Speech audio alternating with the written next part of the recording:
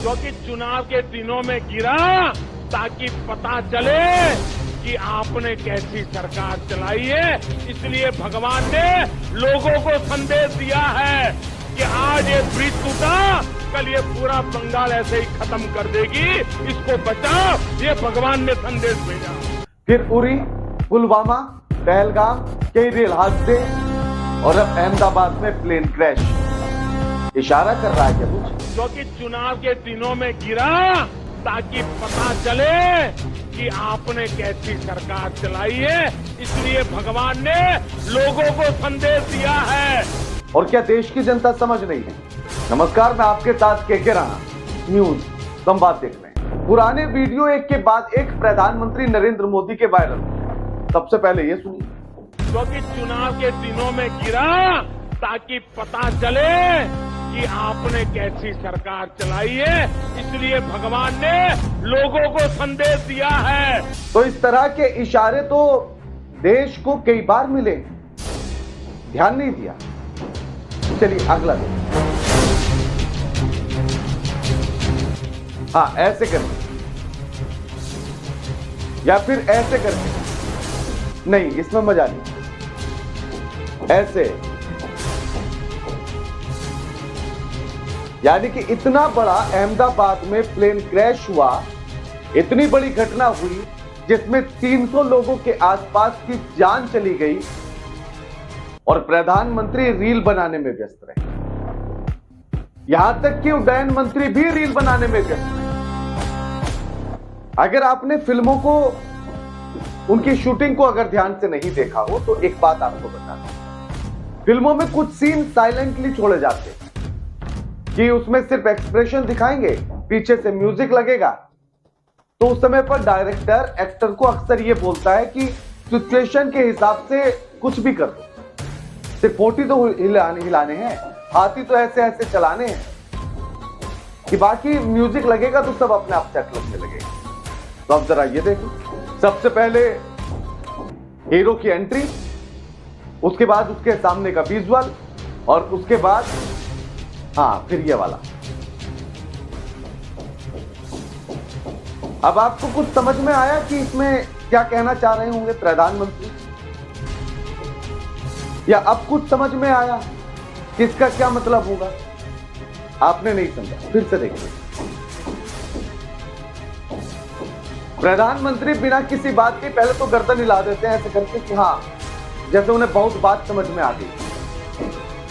फिर उसके बाद पास में खड़ा हुआ एक और अधिकारी कुछ बोलता है, उसका कोई मतलब ही नहीं, क्योंकि प्रधानमंत्री को अपने एक्सप्रेशन देना। फिर वो अपने ऐसे ऐसे एक्सप्रेशन देना शुरू करते हैं। और अगर ध्यान से आप देखें तो जिस जगह पर वो खड़े हैं, जिस घटना का जायजा लेने वो गए हैं, क्या ये एक्सप्रेशन मैच कर रहे हैं? उनका हाथ चलाना, कुछ एक्सप्रेशन देना, क्या उस घटना से मैच कर रहा है? फिर इनके पीछे एक और मंत्री खड़े हैं, हाँ वही उड्डयन मंत्री, वो भी कुछ इशारे करते हैं, वो भी समझाने की कोशिश करते हैं। लेकिन सबसे बड़ी बात यह है कि समझाने की कोशिश तो सब कर रहे हैं, लेकिन सबके एक्सप्रेशन एक जैसे, सब ऐसे फिर ऐसे फिर ऐसे करके ही कर रहे हैं। इससे ज्यादा कुछ हो ही नहीं रहा, यानी कि सबको सेम एक्सप्रेशन।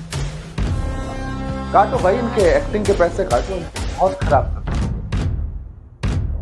लेकिन उड्डयन मंत्री साहब का एक और वो, क्योंकि साउथ वाला टच आता है ना, तो साउथ हीरो वाला एक्शन भी दिखाते हैं।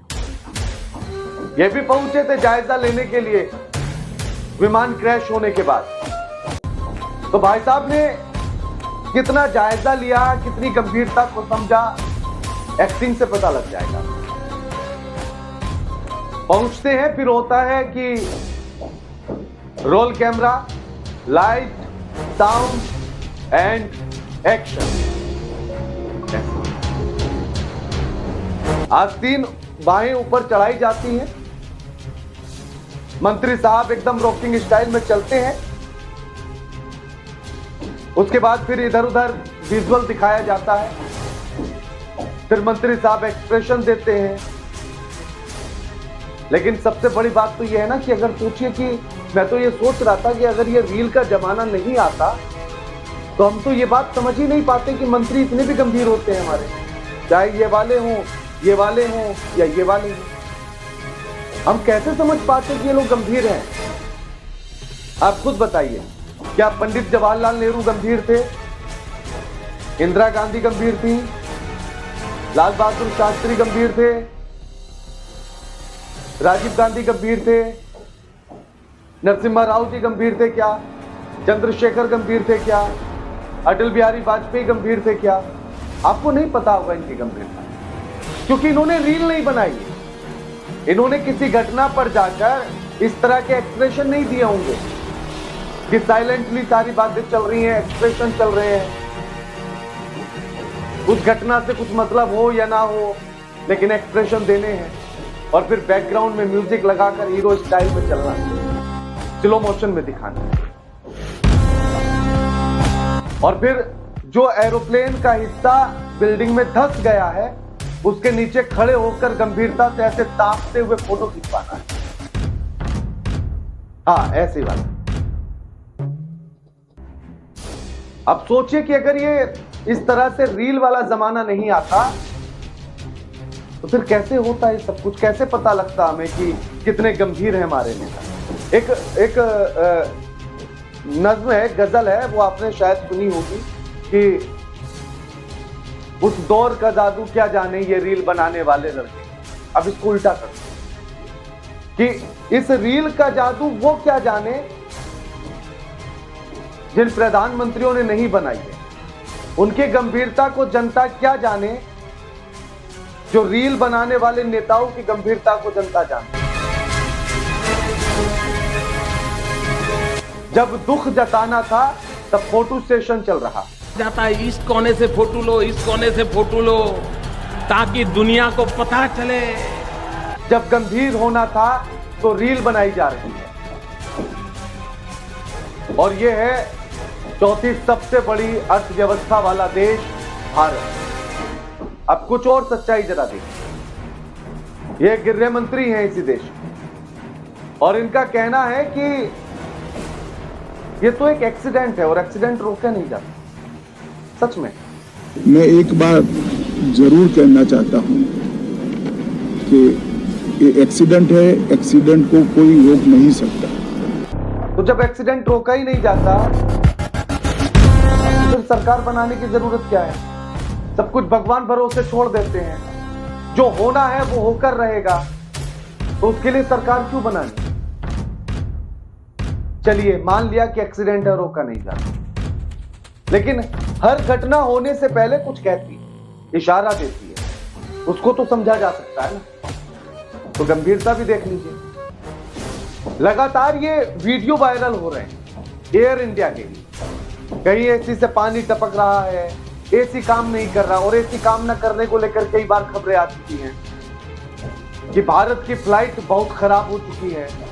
एक बार तो एक मंत्री जी को जो सीट मिली थी टिकट के हिसाब से, वो सीट टूटी हुई थी, तो फिर ट्वीटबाजी चली थी। सोचे कि मंत्री जी को सीट अच्छी नहीं मिली। हाँ भाई, मामा जी थे। तो इससे तो आप हालत समझ लीजिए कि भारतीय विमान की हालत क्या है। और इसी घटना से कुछ दिन पहले एक यात्री ने वीडियो भी डाला एयर इंडिया को लेकर ही, इसी फ्लाइट को लेकर, इसी विमान को लेकर कि किस तरह से चीजें टूटी हुई हैं, एसी से पानी टपक रहा है, एसी फिर भी काम नहीं कर रहा, सीट ठीक नहीं है, व्यवस्थाएं सारी चरमराई हुई हैं। और उन्होंने उड्डयन मंत्री से लेकर एयर इंडिया तक को ट्रैक किया था। कई शिकायतें की गई, लेकिन किसी का ध्यान ही नहीं गया, क्योंकि जब तक 300 जान ना चली जाए तब तक सरकार या अधिकारियों के आंख कान कहां खुलते हैं। और इसीलिए जिंदगी बहुत सस्ती है, क्योंकि आपको अगर सरकार को कुछ बताना है, अधिकारियों को कुछ समझाना है, तो मरना पड़ेगा, जान देनी पड़ेगी। और उसके बाद भी वो जाग तो जाएंगे, लेकिन काम करेंगे या नहीं करेंगे इस बात की गारंटी है। हाँ, इस बात की गारंटी है कि अगर आप मर गए तो रील बनाने जरूर मंत्री साहब को, एकदम हीरो स्टाइल। बॉलीवुड के सारे डायरेक्टर फेल हो जाएंगे जितने एंगल से मंत्री साहब की रील बनेगी।